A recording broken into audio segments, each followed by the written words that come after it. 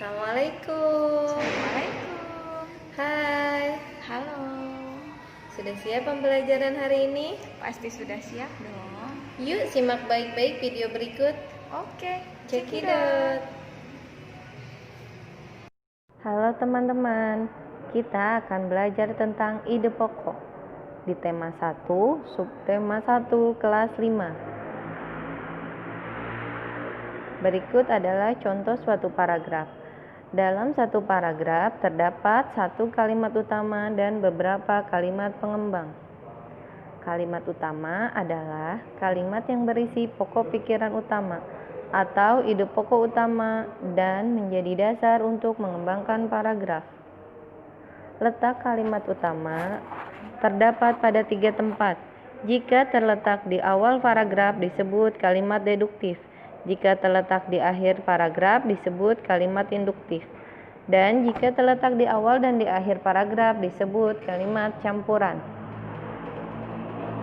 Pada sebuah paragraf terdapat satu kalimat pada kolom merah. Otot disebut alat gerak aktif karena otot memiliki suatu senyawa kimia yang membuatnya dapat bergerak. Kalimat tersebut adalah kalimat utama dari paragraf di atas. Setelah kita menentukan kalimat utama, barulah kita dapat menentukan ide pokok dari paragraf tersebut. Ide pokok adalah gagasan yang menjadi dasar sebuah paragraf. Contohnya seperti ini teman-teman. Dari satu paragraf kita dapat menentukan satu kalimat utama. Kalimat utamanya terletak di awal, maka paragraf tersebut masuk dalam paragraf deduktif. Dan setelah menentukan kalimat utama, kita akan menarik kesimpulan yang merupakan ide pokok dari satu paragraf tersebut.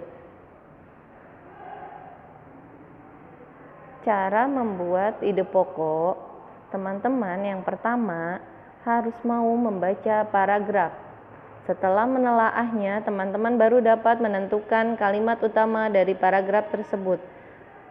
Barulah yang terakhir, teman-teman dapat menentukan ide pokok dari paragraf tersebut. Jika kita balik, jika teman-teman ingin membuat satu paragraf, teman-teman harus menentukan terlebih dahulu ide pokoknya. Setelah menentukan ide pokok, teman-teman tentukan kalimat utama dan ditambah beberapa kalimat pengembang, barulah akan menjadi suatu paragraf. Contohnya seperti ini teman-teman. Yang pertama, ide pokok dari paragraf tersebut adalah organ gerak. Kemudian ditambah kalimat utama dan kalimat pengembang. Contohnya dari nomor 1 sampai nomor 4. Berikut adalah kalimat utama dan pengembang. Setelah teman-teman menentukan semua itu, barulah teman-teman dapat menyusunnya menjadi sebuah paragraf. Setelah tersusun rapi, barulah akan menjadi suatu paragraf yang utuh. Ayo berlatih, teman-teman silahkan buka buku tematiknya di halaman 7. Berikut adalah soal yang teman-teman bisa kerjakan.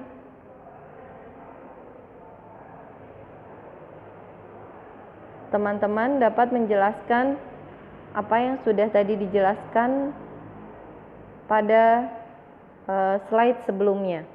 Teman-teman kerjakan soalnya, silakan berlatih di rumah. Kemudian ada 2 soal ya teman-teman. Yang kedua itu teman-teman hanya menentukan ide pokok yang terdapat dalam sebuah cerita di halaman 8 sampai halaman 9 tematik 5A. Dan yang terakhir, teman-teman setelah mempelajari ini, teman-teman akan merangkum apa sih yang termasuk ide pokok dalam paragraf, bagaimana cara menentukannya. Tadi sudah dijelaskan ya, teman-teman tinggal rangkum untuk menjadi bahan pembelajaran teman-teman agar teman-teman belajar lebih singkat, memiliki rangkuman dari yang teman-teman buat. Oke, cukup sekian. Wassalamualaikum.